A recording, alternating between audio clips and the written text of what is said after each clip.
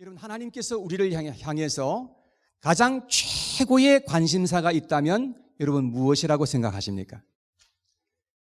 하나님께서 우리에게 가지신 최고의 관심사는 우리의 마음속에 있는 죄를 완전하게 해결해 주시기 위해 하시는 것입니다. 그래서 우리의 죄를 해결해 주심으로 말미암아서 우리가 생명을 풍성하게 얻게 되고 이 세상에 살아가는 동안에 영생을 누리면서 살고 죽어서는 영원한 천국에 들어가게 하시기를 얼마나 원하시는지 모릅니다. 사랑하는 여러분, 이러한 은혜가 여러분들에게 있게 되기를 축원합니다. 그래서 하나님은 오늘도 쉬지 아니하시고 하나님께서는 이렇게 우리 가운데 우리의 죄를 해결하시기 위해서 그렇게 역사하고 계시다는 사실을 우리는 기억해야 하는 것입니다. 그런데 우리가 죄 사함을 받기 위해서는 반드시 통과해야 되는 것이 있는데 그게 뭐냐 하면 회개라는 것입니다. 여러분, 참된 회개는 죄 사함을 의미하는 것입니다. 우리가 정말로 하나님 앞에서 죄를 회개했다, 그러면 반드시 죄 사함이 이루어져야 하는 것입니다. 그것은 하나님께서 정해놓은 원리입니다. 그래서 사도행전 5장 31절에 보면 이렇게 기록하고 있습니다. 이스라엘에게 회개함과 죄 사함을 주시려고 그를 오른손으로, 그를이라고 하는 말은 예수님입니다. 그를 오른손으로 높이사 임금과 구주로 삼으셨느니라. 자, 이스라엘에게 회개함과 죄 사함을 주셨다는 것은 회개함으로 말미암아서 죄 사함이 이루어진다는 그런 의미이죠. 그래서 우리가 회개함으로써 죄 사함을 받게 하시기 위해서 하나님께서 예수 그리스도를 높이 들어 올리셔서, 그래서 예수님으로 하여금 임금과 구주로 삼으셨다고 그렇게 성경은 말씀하고 있는 것이지요. 침례 요한은 요단강에서 많은 사람들에게 침례를 베풀었는데요. 침례 요한이 어떻게 했는지 마가복음 1장 4절 말씀에 한번 비춰주세요. 침례 요한이 광야에 이르러 죄 사함을 받게 하는 회개의 침례를 전파하니. 자, 여기에 보니까 회개의 침례를 전파했다 했는데 그냥 회개의 침례가 아니라 죄 사함을 받게 하는 회개의 침례를 전파했다 그랬습니다. 여러분, 한번 질문을 던져볼게요. 침례 요한이 사람들에게 침례를 베풀었을 때에 사람들의 죄가 사함 받았을까요? 못 받았을까요? 예? 예, 못 받았다는 데 동의하시죠? 왜냐하면 물침례는 죄사하는 기능이 없어요.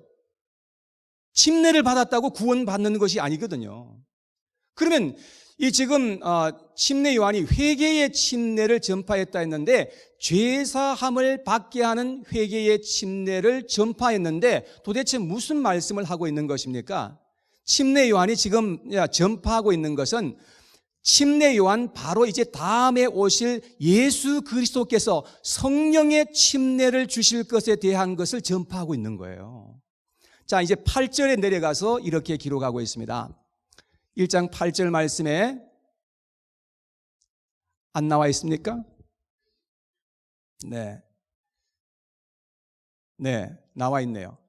자, 여기 보니까 나는 너희에게 물로 침례를 베풀었거니와 그는, 예수님은 너희에게 성령으로 침례를 베푸시리라, 이렇게 말씀을 하고 있습니다. 여러분, 우리가 예수님을 믿게 될 때에 죄가 사해지게 되는 것입니다. 예수님을 믿게 될 때 성령께서 우리 안에 들어오심으로 말미암아서 우리가 죄 사함을 받는 그런 놀라운 축복이 임하게 되는 것입니다. 여러분, 우리의 속에 있는 죄가 완벽하게 해결되는 방법은 오직 예수 그리스도를 믿어서 성령이 우리 안에 들어오실 때에 가능한 일인 것을 여러분 기억하시기 바랍니다. 그래서 예수님께서 오셔서 외치신 것이 회개하라, 천국이 가까웠느니라 하고 얼마나 주님께서 외치셨는지 모릅니다. 마가복음 1장 15절에도 이렇게 말씀했습니다. 이르시되 때가 찼고 하나님의 나라가 가까웠으니 회개하고 복음을 믿으라, 그렇게 말씀했습니다. 여러분, 우리 회개하고 복음을 믿어야 되는 겁니다. 회개하지 아니하면 복음을 믿을래야 믿을 수가 없어요. 또 복음을 믿지 아니하면 회개할 수가 없어요. 그러니까 회개하는 것과 믿는 것은 이건 동시에 일어나는 일인 것임을 알 수가 있는 것입니다. 여러분, 우리가 진정 회개할 때에 죄 사함을 우리에게 허락해 주시고 성령을 우리에게 선물로 주시겠다고 약속하고 있는 것입니다. 그래서 우리가 영생을 얻게 되고 천국을 유업으로 받게 된다라고 성경은 우리에게 말씀해 주시는 것입니다. 자, 그렇다면 회개가 뭔지를 알아야 됩니다. 어떻게 하는 것이 정말로 회개를 하는 것입니까? 여러분, 회개가 뭔지 아십니까? 죄를 하나도 빠짐없이 낱낱이 다 하나님께 고하는 것이 회개입니까? 눈물을 펑펑 흘리면서 떼굴떼굴 구르는 것이 그것이 회개입니까? 요즘 이단적인 회개를 가르치는 곳이 많이 생겼습니다. 박옥수 목사라고 하는 사람은 4단계 회개를 해야만 구원을 받는다고 그렇게 가르치고 있습니다.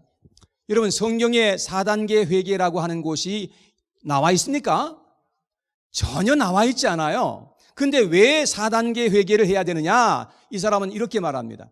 예수님이 십자가에서 돌아가실 때에 군병들이 예수님의 그 옷을 4조각으로 나누었으니까 4단계의 회개를 거쳐야만 구원을 받는다, 이렇게 가르친단 말이에요. 완전히 엉터리입니다. 가톨릭에서는 고해 성사라고 하는 것이 있습니다. 사람들이 죄를 지으면 신부에게 가서 자기가 지은 모든 죄를 낱낱이 다 고합니다. 그렇게 함으로 말미암아서 죄 사함을 받는다고 가르치는데 정말로 그럴까요? 그렇게 하는 것이 정말로 죄를 다 사함 받을 수 있다고 생각하시나요? 저는 그렇게 생각하지 않습니다. 어떤 이단 교회에서는요, 회개를 철저히 하면은 죄 사함 받는다고 그렇게 가르쳐요. 그래서 매일같이 이제 하루를 마감하기 전에 회개의 시간을 가집니다. 일주일이 되면은 주말 결산이라고 하는 것이 있어요. 그래서 자기가 일주일 동안 혹시라도 회개하지 못한 것이 있을까 싶어서 돌아보면서 회개를 하려고 하는 것입니다. 한 달이 되면 월말 계산을 합니다. 그리고 1년이 되면 일주일 동안의 연말 기도주일이라는 것이 있어요. 그래가지고 금식하면서 자기를 돌아보면서 철저하게 죄를 회개하고 자기가 뭘 잘못했는지, 뭘 어겼는지 그런 것을 돌아보면서 회개를 하는 그러한 교단이 있어요. 여러분, 이런 사람들은 잘 다 회개를 했는데 잊어버리고 한 가지 회개하지 못한 것이 있어서 그러면 그것 때문에 지옥 가는 겁니다.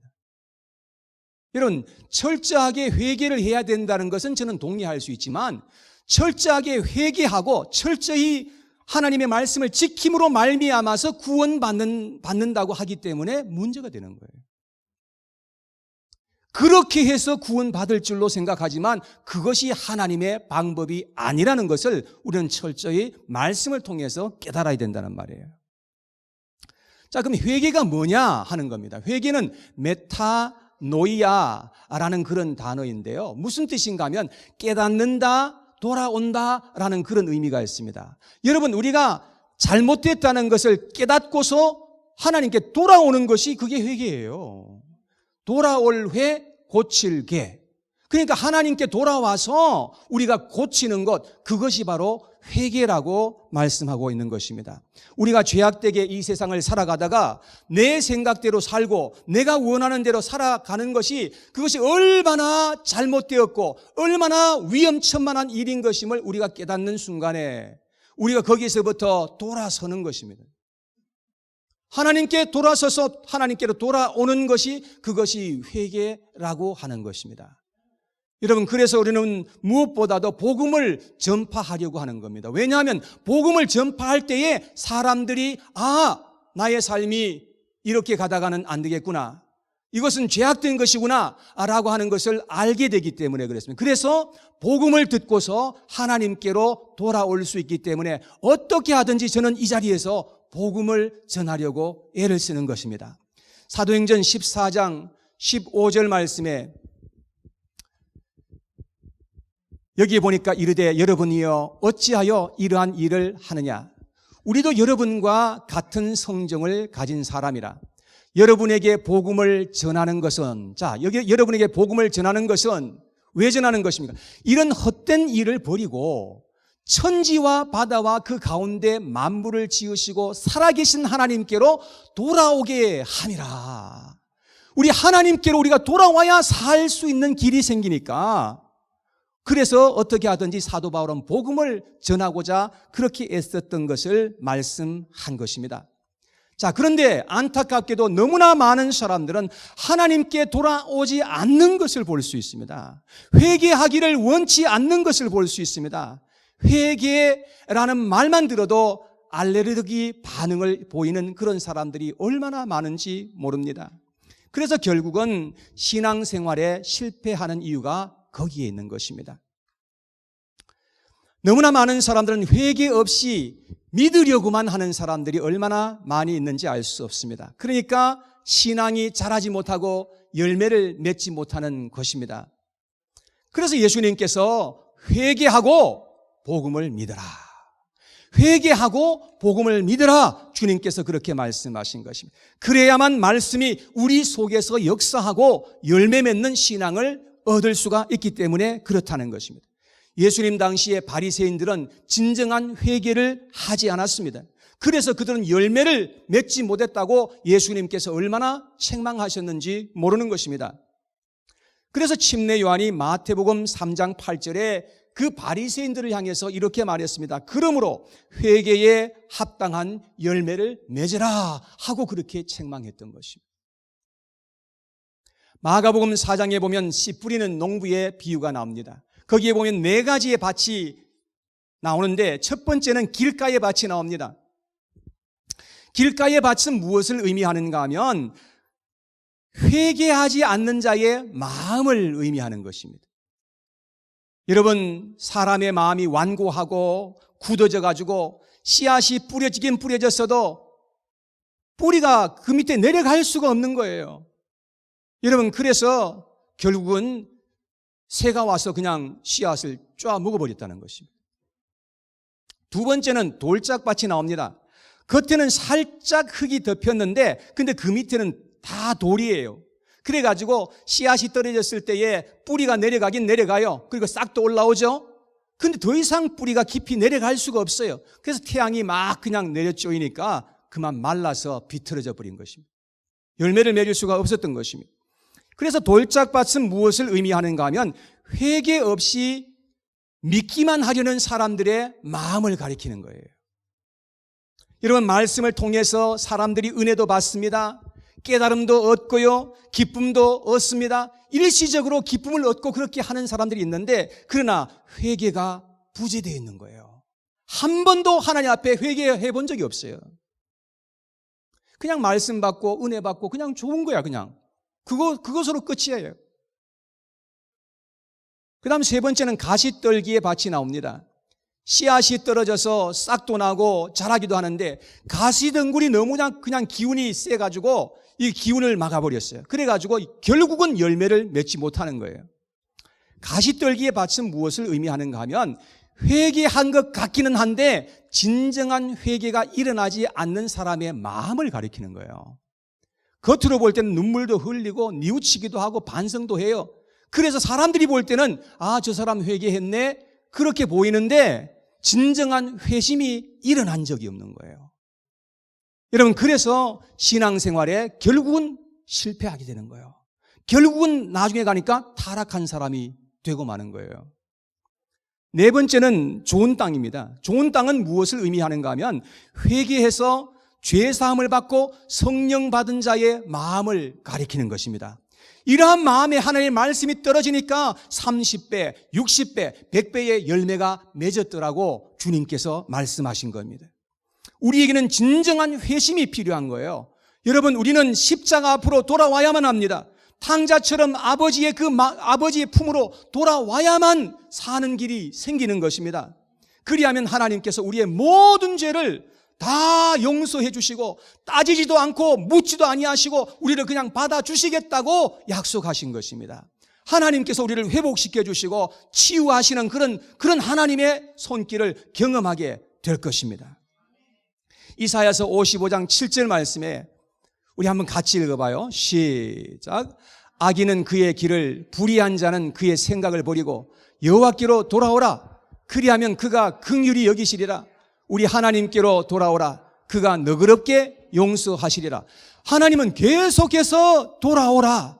계속해서 돌아오라. 나에게 돌아오라. 그리하면 내가 너희를 긍휼히 여기고, 그리하면 내가 너희를 너그럽게 용서해 주겠다고 말씀하고 있는 겁니다. 이게 하나님께서 우리에게 약속하신 하나님의 놀라운 약속인 것입니다. 신앙생활은 바로 여기에서부터 시작한다는 것을 우리는 기억해야 되는 것입니다. 여러분, 교회에 나온다고 여러분 신앙생활 나는 시작했다고 생각하면 오산입니다. 교회에 출석했다고 해서 신앙생활 시작한 거 아니에요. 나는 헌금 열심히 하니까 나는 신앙생활 시작했지. 아니요. 그것도 아니에요. 나는 하나님 말씀 듣고 공부하고 예배드리고 있으니까 나는 신앙생활 시작했지. 아니에요. 그것도 아니에요. 나는 착하게 살고 선한 일 많이 하면서 사니까 나는 신앙생활 하고 있는 것이지. 아니, 그것도 아니에요. 나는 교회에서 직분 받고 난 집 사고 권 사고 나는 목사니까 나는 신앙생활 하는 거지. 아니, 그것도 아니에요. 여러분, 우리가 멸망으로 가던 그 길을 멈추어서서 거기에서 돌아서서 하나님 앞으로 돌아오는 겁니다. 예수님의 발 앞으로 돌아와서 거기로 돌아가야만 되는 겁니다. 여러분, 하나님의 품으로 돌아와야만 신앙생활을 시작할 수 있다는 것을 기억해야 되는 것입니다. 하나님의 말씀을 듣는 중에 자기가 하나님 앞에서 큰 죄인임을 깨닫고 인정해야 되는 것입니다. 탕자가 그래서 아버지의 품으로 돌아왔을 때에 아버지가 달려가서 그 아들을 그냥 안아주며 받아주셨던 것처럼 여러분, 우리의 인생에서 반드시 유턴이 한번 일어나야 되는 것입니다. 여러분, 우리가 가던 길을 계속하면 지옥에 떨어질 수밖에 없기 때문에 거기서부터 반드시 돌아와야만 되는 겁니다. 내가 얼마나 하나님 앞에서 큰 죄인이며 이대로 가다가는 멸망하겠구나, 절박한 심정으로 하나님의 품으로 돌아와야만 된다는 것입니다. 그리고 하나님 아버지께 자기가 어떠한 죄인임을 자백할 수 있는 그런 용기가 있어야 되는 것입니다. 자신이 무슨 죄가 있느냐고 하는 사람들은 하나님께 돌아올 수가 없습니다. 바리새인들처럼 자기는 의롭다고 자칭 의인들은 절대로 하나님 앞에 돌아올 수 없습니다. 사울 왕처럼 자기의 죄를 변명하고 합리화하는 사람들은 절대로 진정한 회개가 일어날 수가 없는 것입니다. 우리는 우리의 속에 얼마나 흉악하고 더러운 죄가 가득한지를 우리가 깨닫고 느끼고 인정할 수 있어야 되는 것입니다. 사람들은 우리의 죄를 다 볼 수가 없지만 하나님은 우리의 모든 죄를 다 볼 수가 있고 다 알고 계시는 것입니다. 그래서 사도 바울이 디모데전서 1장 15절에 이렇게 고백했습니다. 미쁘다 모든 사람이 받을 만한 이 말이여, 그리스도 예수께서 죄인들을 구원하시려고 세상에 임하셨다 하였도다. 죄인 중에 내가 괴순이라. 여러분, 예수님께서는 죄인을 구원하시기 위해서 오셨다는 사실을 그가 깨달았어요. 그런데 또 깨달은 게 뭐냐? 자기가 죄인 중에 괴수라는 사실을 깨달았어요. 자기는 잘 나가는 사람인 줄 알았었거든요. 자기는 괜찮은 사람인 줄로 알았거든요. 자기는 의인이라고 생각했거든요. 그런데 깨닫고 보니까, 예수님을 만나고 보니까 자기가 그렇게 더러운 죄인이라는 사실을 그는 깨달았던 것입니다. 사랑하는 여러분, 우리도 하나님 앞에서 이와 같이 고백할 수 있어야 되지 않겠습니까? 하나님, 나는 하나님 앞에서 너무나 큰 죄인입니다. 하나님, 저는 죄로 말미암아 멸망받아서 마땅한 자입니다. 저는 소망이 없는 죄인입니다.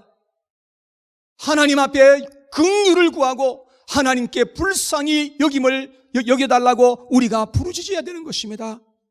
만일 우리가 이러한 고백이 없다고 한다면 신앙생활을 시작하지도 못한 것입니다. 사랑하는 여러분, 기억하시기 바랍니다. 예수님이 이 세상에 오신 목적은 우리의 모든 죄를 완전히 해결해 주시기 위해서 오셨고, 우리를 죄에서부터 완전히 건져 주시기 위해서 오셨고, 우리의 모든 죄를 도말해 주시기 위해서 이 세상에 오셨다는 것을 우리는 기억해야 하는 것입니다. 그래서 마가복음 2장 17절에 이렇게 말씀했습니다. 예수님께서 하시는 말씀이 건강한 자에게는 의사가 쓸데없고 병든 자에게라야 쓸데있느니라. 나는 의인을 부르러 온 것이 아니요 죄인을 부르러 왔노라. 여러분, 이 세상에는 죄인들밖에 없어요. 모두 다 죄인들이에요. 그러나 자칭 의인들은 있죠. 자기 자칭 의인이에요. 자기 생각에 자기가 의인이라 이 말이에요. 그러나 이 세상에 있는 모든 사람들은 다 죄인이에요. 그래서 예수님께서는 자칭 의인이라고 하는 사람을 위해서 오신 것이 아니라는 겁니다. 예수님은 죄인들을 가까이 하셨어요. 예수님은 죄인들의 친구가 되셨어요.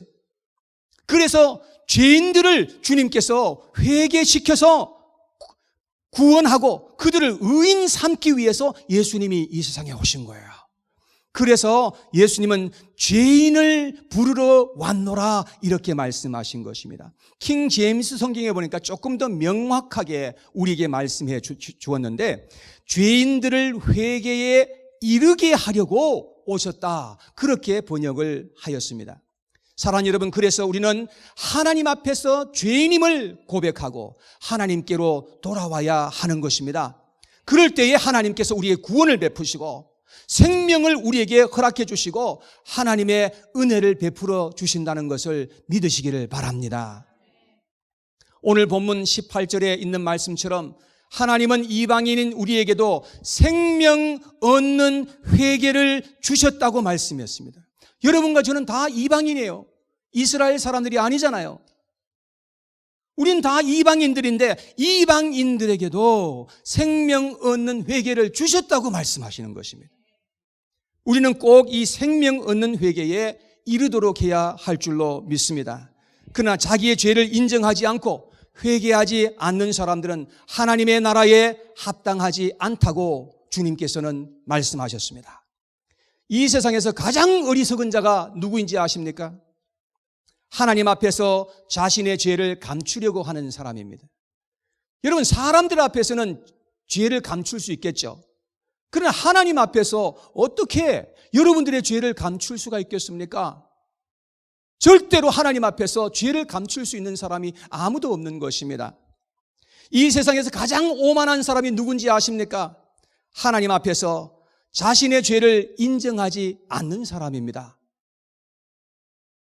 죄인은 죄인일 뿐이에요. 요즘은 개들을 얼마나 좋아하는지 하여튼 못 말려. 예, 개를 사람 옷을 입혀가지고 막 그러는데 아무리 사람 옷을 입혀놔도 개는 그냥 개예요. 미장원에 데려가가지고 막 그냥 치장하고 털을 깎아주고, 그리고 어떤 사람은 자기 개한테 유산을 엄청나게 그냥 물려주는 사람도 있어요. 여러분, 그래도 그 개는 그냥 개일 뿐이에요. 여러분, 그렇듯이 죄인은 그냥 죄인이에요. 아무리 멋진 옷을 입고 저처럼 이렇게 근사하게 차려입어도 죄인은 그냥 죄인일 뿐이에요. 이 세상에 그냥 것으로 화려하게 다 치장하고 명예와 권세와 돈이 다 있어도 그래도 죄인은 그냥 죄인일 뿐인 거예요. 사랑하는 여러분, 우리는 하나님 앞에서 우리의 죄를 감추지도 부인하지도 말아야 하는 것입니다. 물행주를 비틀면 물이 뚝뚝 떨어질 것입니다. 그러나 죄인들을 비틀면 죄가 뚝뚝 떨어지게 되는 것입니다. 우리는 그만큼 하나님 앞에서 큰 죄인들이에요. 겉으로 볼 때는 멀쩡하게 다 보이지만 속에 깊이 들어가 보면 엄청난 죄가 그 속에 도사리고 있는 거예요. 그러나 우리가 꼭 또 기억해야 되는 것은 아무리 큰 죄라 할지라도 하나님은 용서하지 못할 죄가 없고 해결해 주지 못할 죄가 아무것도 없다는 사실인 것입니다. 왜냐하면 예수 그리스도께서는 여러분과 저를 위해서 참으로 위대한 일을 행하여 주셨기 때문에 그런 것입니다. 예수님께서는 여러분과 저의 모든 죄를 다 짊어지시고 모든 허물을 다 자신이 짊어지시고 예수님께서 십자가 위에서 언약의 피를 흘려주시고 주님께서 중한 고난을 당해주시고 주님께서 속죄의 죽음을 죽어주셨기 때문에 그런 것입니다. 예수님만이 여러분들의 모든 죄를 완벽하게 담당해 주실 수 있는 유일한 분이신 것임을 여러분 꼭 믿으시기를 바랍니다. 요한일서 1장 9절 말씀해 보니까 만일 우리가 우리 죄를 자백하면 하나님께 자백하면 그는 미쁘시고 의로우사 우리 죄를 사하시며 우리를 모든 불의에서 깨끗하게 하실 것이요. 여러분 이것은 하나님께서 우리 죄인들에게 약속하신 약속입니다. 이것은 하나님의 진리이며 복음인 것입니다. 이 말씀, 여러분 이 말씀을 꼭 믿으시고 의지하셔서 승리하시는 저와 여러분들 다 됐으면 좋겠습니다. 여러분 이 하나님의 앞에서 이 놀라운 우리 그 하나님의 약속을 우리가 붙드는 것밖에 다른 길이 없습니다. 이 세상에는 소망이 없어요.